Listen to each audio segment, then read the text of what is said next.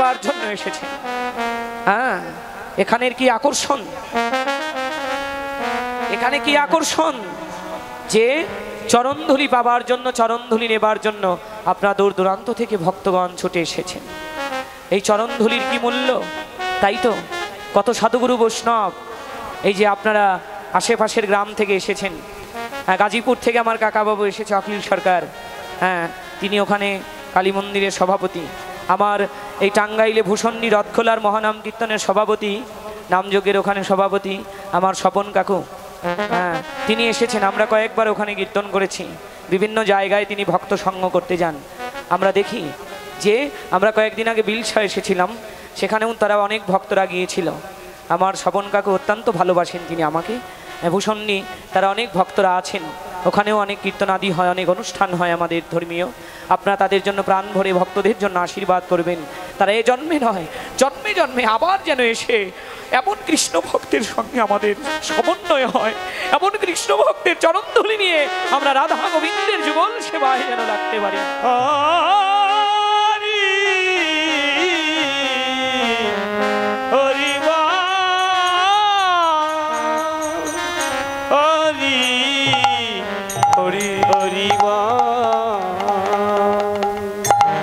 হে বৈষ্ণবগণ, ভক্তের মনোবাসনা আমার ভগবান পূর্ণকারী।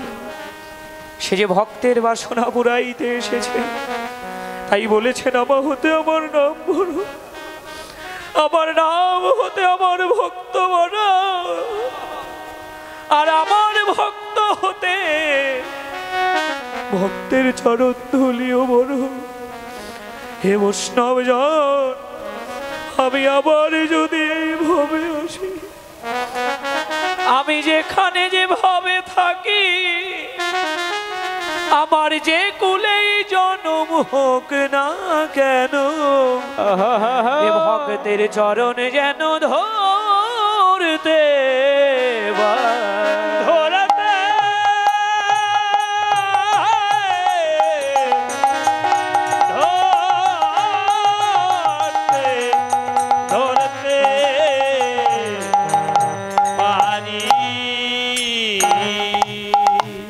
এটাই তো অনুরাগ।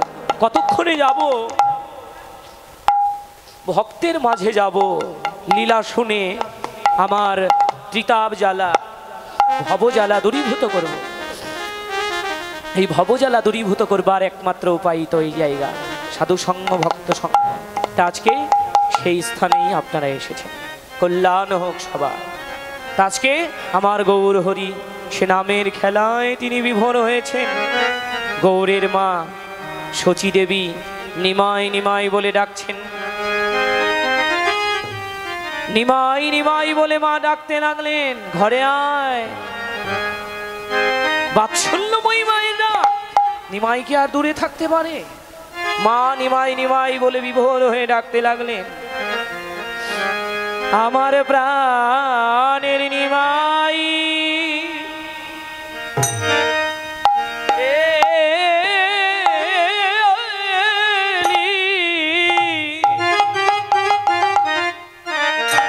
এলি নাকি রে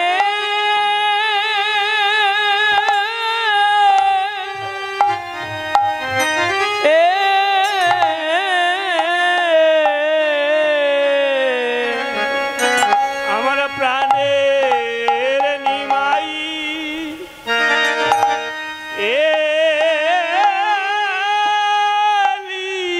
গৌর হরি বল। এলি নাকি রে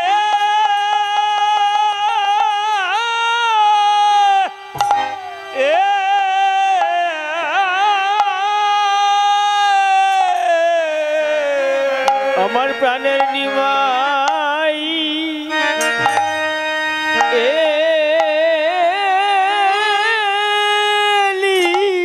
আহা এলি নাকি রে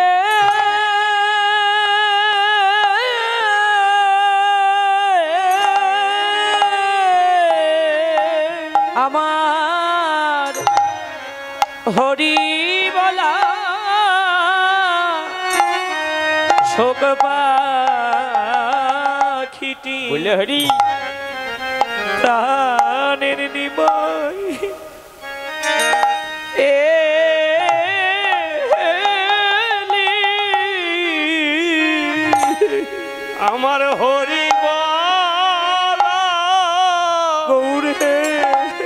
সুগো পাখি আমার প্রাণের নিমাই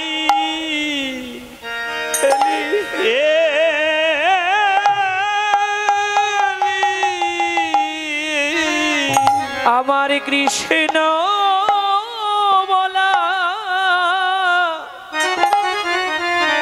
সুখ পাখিটি প্রাণের নিমাই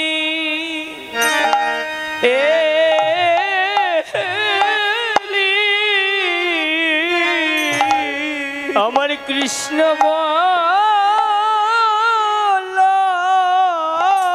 গৌর সুখ পাখিটি আমার প্রাণের নিমাই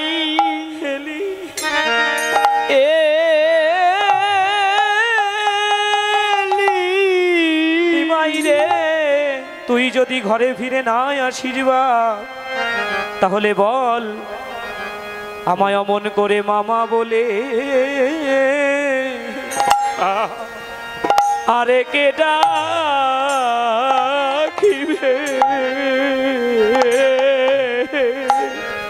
অমন করে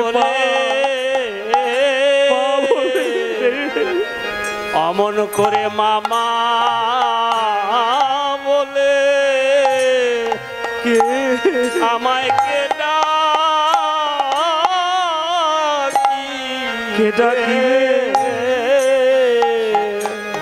নিমাই রে, এই অভাগিনী আর কে বাই আছে অমন করে মামা মা বলে আমায় আর কে এই অভাগিনী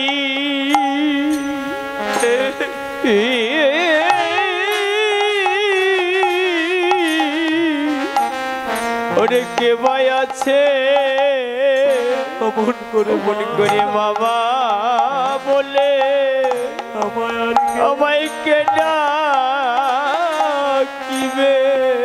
ঘরে বসে কৃষ্ণ না, ঘরে বসে কৃষ্ণ না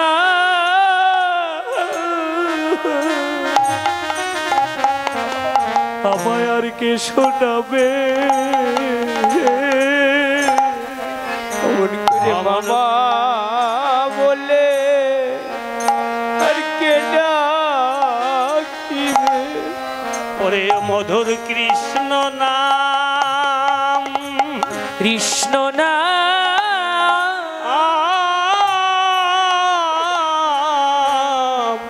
আমায় শোনাবে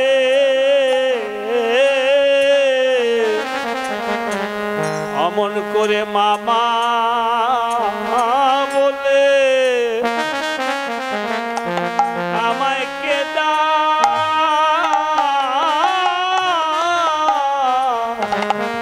ডাকিবে মধুর কৃষ্ণ নাম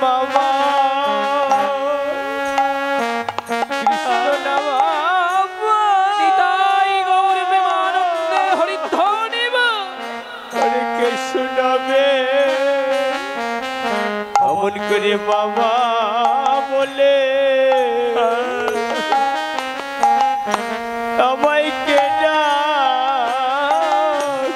নিমাই রে, এ সংসারে তুই বিনে আমার যে আর কেহ নাই, কেহ নাই, কেহ নাই, কেহ নাই ও নিমাই, কেহ নাই, কেহ নাই, কেহ নাই এই অভাগিনী মায়ের তুই বিনে কেহ নাই, কেহ নাই, অভাগিনী মায়ের তুই বিনে কেহ নাই, কেহ নাই অভাগিনী মায়ের তুই বিনে কেহ নাই, কেহ নাই আমার প্রাণের নিমাই ঘরে আয় আর কেহ নাই, কেহ নাই নিমাই ঘরে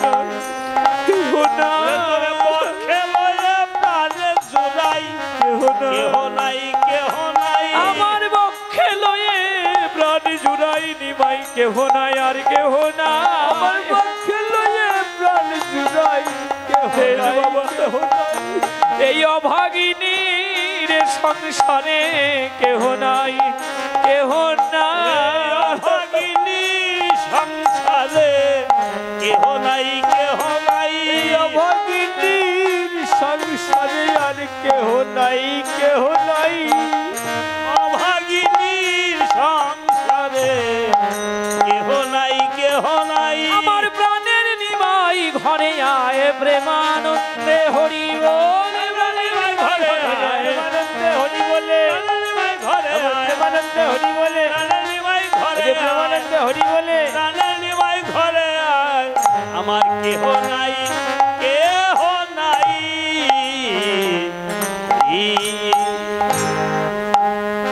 হে বৈষ্ণবগণ, এই তো বাৎসল্যময়ী মা শচী দেবীর নয়ন জলে ডাক।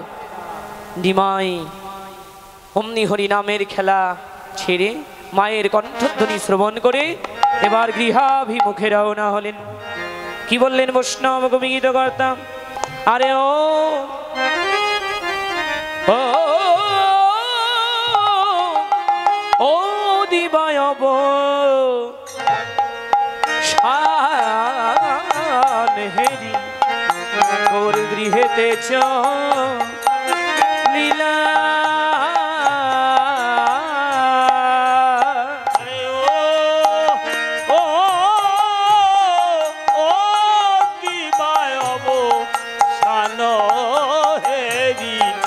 গৌর গৃহেতে লীলা আরে ও ও দিবায়ব শান হেরি গৌর গৃহেতে লীলা এবার জননী চরণে আসি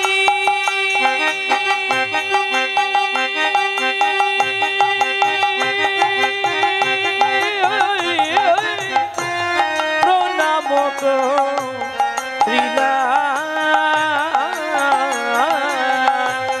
জননী চরণে আসি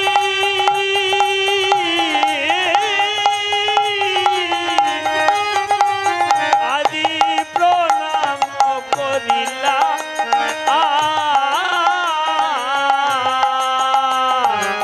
হরে জননী চরণে আসি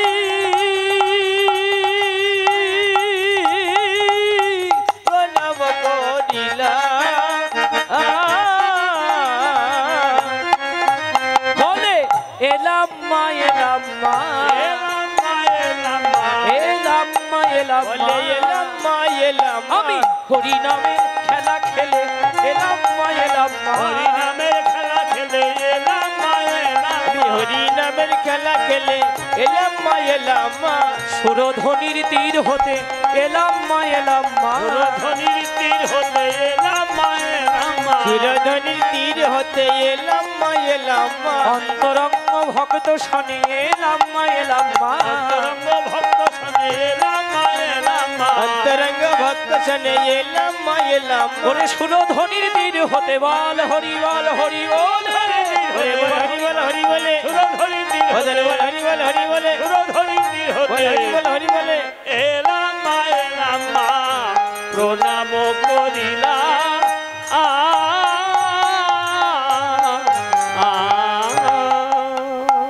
নিমাই প্রণাম করলেন, মায়ের চরণে এসে প্রণাম নিবেদন করলেন।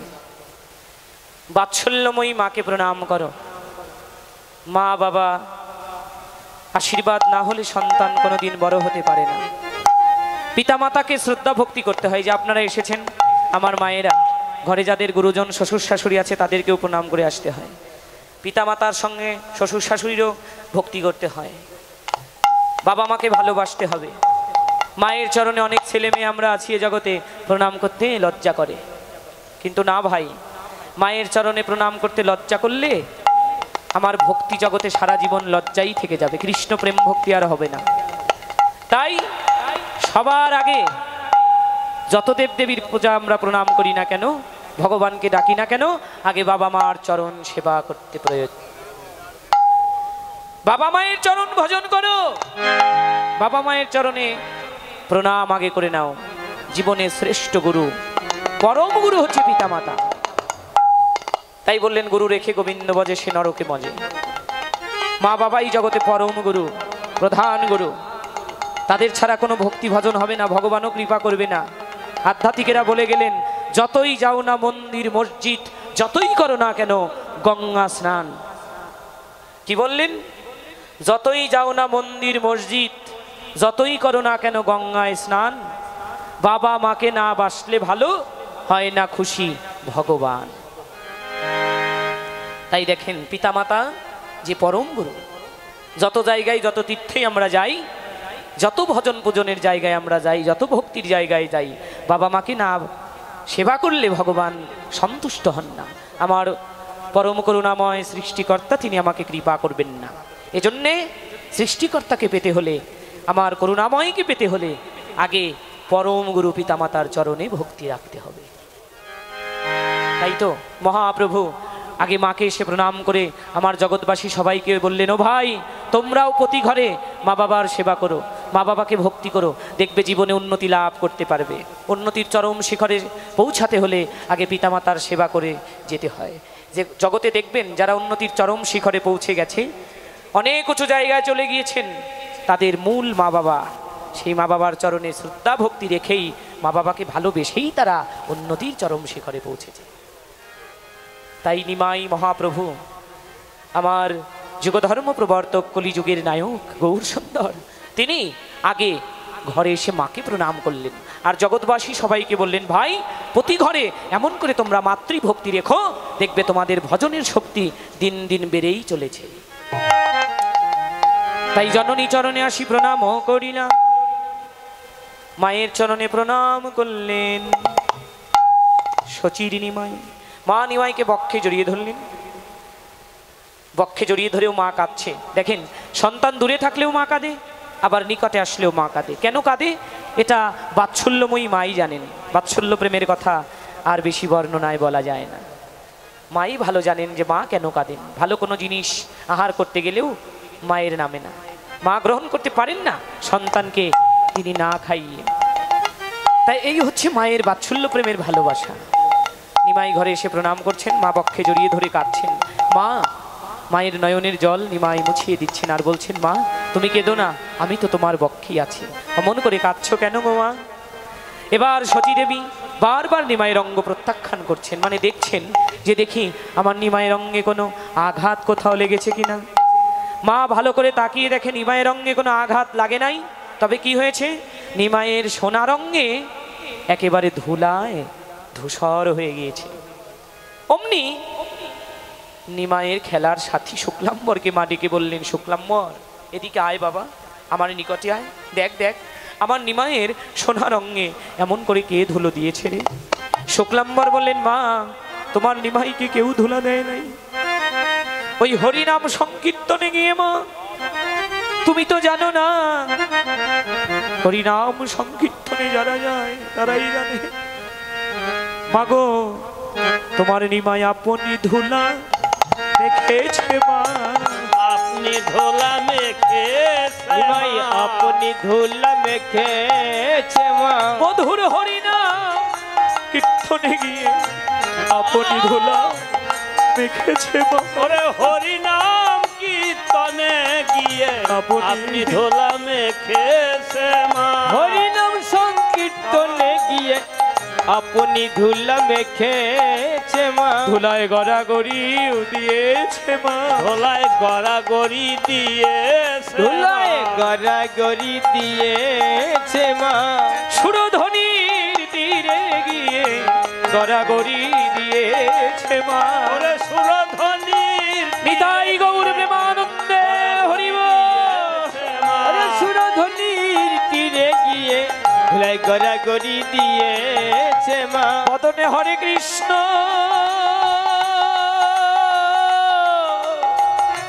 হরে কৃষ্ণ হরি বলে গড়াগড়ি দিয়েছে মা হরে কৃষ্ণ হরি বলে গড়াগড়ি দিয়েছে মা হরে কৃষ্ণ হরি বলে ধুলাই গড়াগড়ি দিয়েছে মা হরি নামে প্রেমে বিভোর হয়ে বল হরি বল হরি বল হরি নামে প্রেমে বিভোর বলে হয়ে বল হরি বল হরি বলে হরি নামে প্রেমে বিভোর হয়ে বল হরি বল হরি বলে গড়াগড়ি দিয়েছে মা প্রণাম করিলা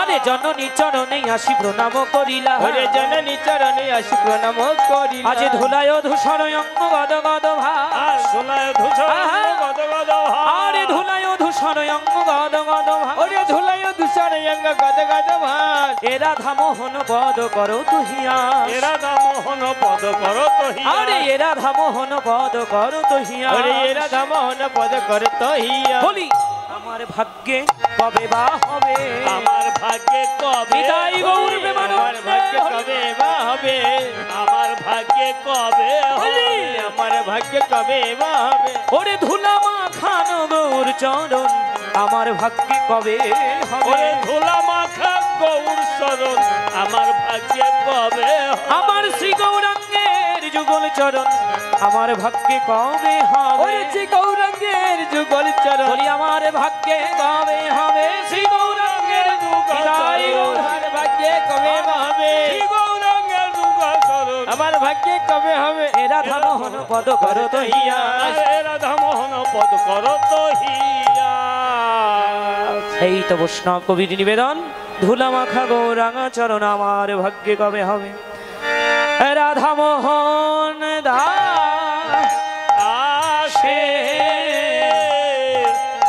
কহে